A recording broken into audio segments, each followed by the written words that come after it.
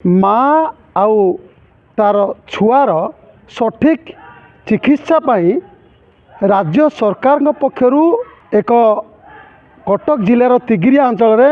Mother and child hospital निर्माण कर आपन देखिपे से स्पष्ट चित्र से तत्कालीन जे रही मंत्री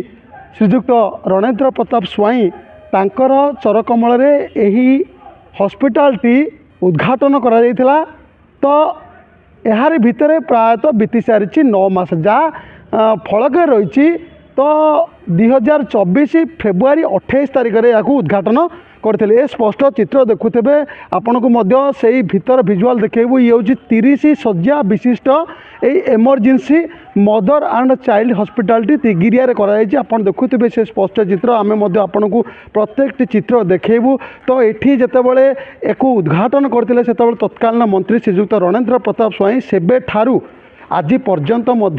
यह कार्यक्षम हो पारा नहीं बा यह साधारण लोक कम आसी पारा नहीं तो ये बिमली साहू आसी बड़म्बार मेडिकल आसी फेरिक जाइए मेडिकल काम होनी कौन क्या देखिए आसते पिला आणिक आसी कौन कहले डाक्तर ना कहले सार डाक्टर ना आज आसी आप कौन चाहते मेडिकल काम हो ना नहीं काम हम ना कोटा डॉक्टर जो मेडिकल हम शिशु हेका देखा देखी हे हाँ आप आज फेरिक जाऊँ हाँ कहीं आउ सार ना फेरिक जा हॉस्पिटल को उद्देश्य निर्माण कराइला आज पर्यंत कार्यक्रम है ना है आज्ञा ये हॉस्पिटल जो होता से आमर काम संपूर्ण सरीगला एवं डाक्टर साहब को सब कागजपत्र दिया सरला से तुरंत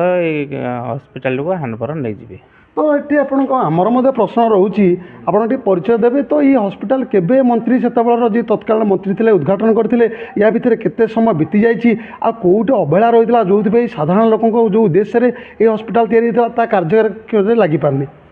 आज्ञा ये आमर डिपार्टमेंट तरफ प्रोब्लेम इलेक्ट्रिक डिपार्टमेंट तरफ आमर टे प्रोब्लेम थिला से आमर टिके लेट हो गला एपर्यंत आमर काम संपूर्ण सरीगला आपण एबे भी हैंडओवर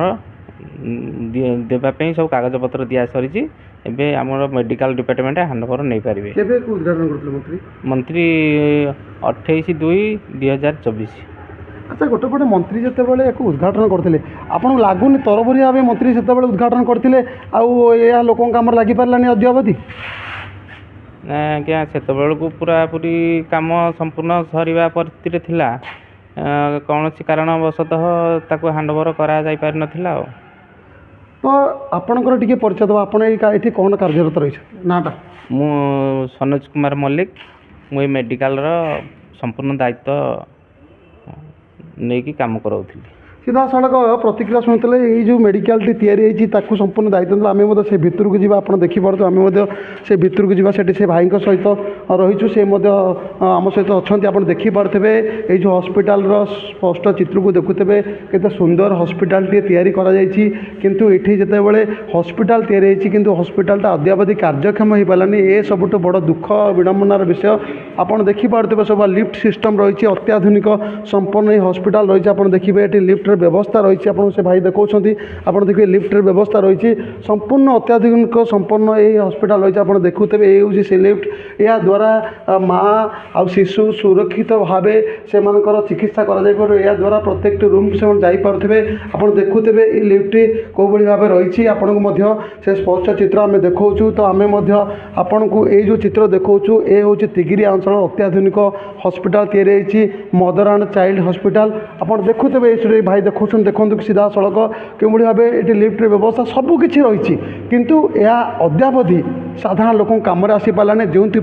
संपूर्ण लोके क्षोभ प्रकाश कर आप देखिपे से स्पष्ट चित्र आम आउ कि भिजुआल आप देखू तो ये जो घर देखुं अति सुंदर घर जो घर को आप देखिपे तो ये अत्याधुनिक भाव समस्त मेसीनरी जिनस रही लिफ्ट লিଫ୍ଟର ବ୍ୟବସ୍ଥା ରହିଛି ପ୍ରତ୍ୟେକଟି ଗୃହଗୁଡ଼ିକୁ ଆପଣ ଦେଖିପାରୁଥିବେ କେଉଁଭଳି ଭାବେ ସୌନ୍ଦର୍ଯ୍ୟତାର ସହିତ ରହିଛି ଯେଉଁଭଳି ଭାବେ ଏଠି ଯେଉଁ ମାଆ ମାନେ ଆସିବେ ଯେଉଁ ପିଲାମାନେ ଆସିବେ ଏଠି ସମ୍ପୂର୍ଣ୍ଣ ତାଙ୍କୁ ସୁରକ୍ଷିତ ଭାବେ ଚିକିତ୍ସା ଯୋଗାଇ ଦିଆଯାଇପାରିବ ପ୍ରତ୍ୟେକଟି ଜିନିଷର ସୁବିଧା ଅଛି କିନ୍ତୁ କାହିଁକି ଅଦ୍ୟାବଧି ଏହି ହସ୍ପିଟାଲ ସାଧାରଣ ଲୋକଙ୍କ ସ୍ୱାର୍ଥରେ ଲାଗିପାରିଲାନି ଏ ହେଉଛି ସବୁଠୁ ବଡ଼ ପ୍ରଶ୍ନ। ତ ଏକଥା ରାଜ୍ୟ ସରକାର ଯେତେବେଳେ ନୂଆ କରି ଆସିଛନ୍ତି ମୋହନ ସରକାର ତାଙ୍କୁ ମଧ୍ୟ ତାଙ୍କ ନଜରକୁ ମଧ୍ୟ ଆମେ ଆଣିବାକୁ ଚେଷ୍ଟା କରୁଛୁ ଏଠି ଯିଏ ରହିଛନ୍ତି ସ୍ୱାସ୍ଥ୍ୟ ବିଭାଗର ଅଧିକାରୀଙ୍କ ନଜରକୁ ଆଣିବାକୁ ଚେଷ୍ଟା କରୁଛୁ କାହିଁକି ଅଦ୍ୟାବଧି ଏହି ହସ୍ପିଟାଲକୁ କାର୍ଯ୍ୟକ୍ଷମ କରାଯାଇପାରୁନି ସବୁକିଛି ଅଛି ଆପଣ ଦେଖନ୍ତୁ ଏଠି ଅଗ୍ନିକୁ କିଭଳି ହେଉଛି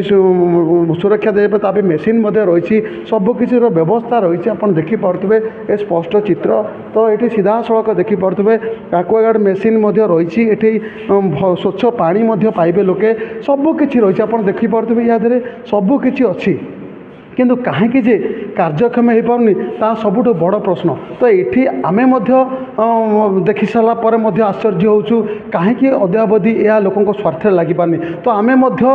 ଆମର ଚ୍ୟାନେଲ୍ ମାଧ୍ୟମରେ ରାଜ୍ୟ ସରକାରଙ୍କର ଦୃଷ୍ଟିକୁ ଆଣିବାକୁ ଚାହୁଁଛୁ କଟକ ଜିଲ୍ଲାର ତିଗିରିଆ ଅଞ୍ଚଳରେ ଯେଉଁ ଅତ୍ୟାଧୁନିକ ହସ୍ପିଟାଲ ନିର୍ମାଣ କରାଯାଇଛି ଯାହା ମଦର ଆଣ୍ଡ ଚାଇଲ୍ଡ ହସ୍ପିଟାଲ ନାମରେ ନାମିତ ରହିଛି 30 ଶଯ୍ୟା ବିଶିଷ୍ଟ ହସ୍ପିଟାଲ ଏହାର ତୁରନ୍ତ କାର୍ଯ୍ୟକ୍ଷମ କରାଯାଉ ଏହା ସାଧାରଣ ଲୋକଙ୍କ ସ୍ୱାର୍ଥରେ ଏହାକୁ ସମ୍ପୂର୍ଣ୍ଣ ଲୋକାର୍ପଣ କରାଯାଉ। କଟକ ଜିଲ୍ଲା ତିଗିରିଆ ଅଞ୍ଚଳରୁ ମନୋଜ କୁମାର ଦଳେଇ ନକ୍ଷତ୍ର ନ୍ୟୁଜ୍।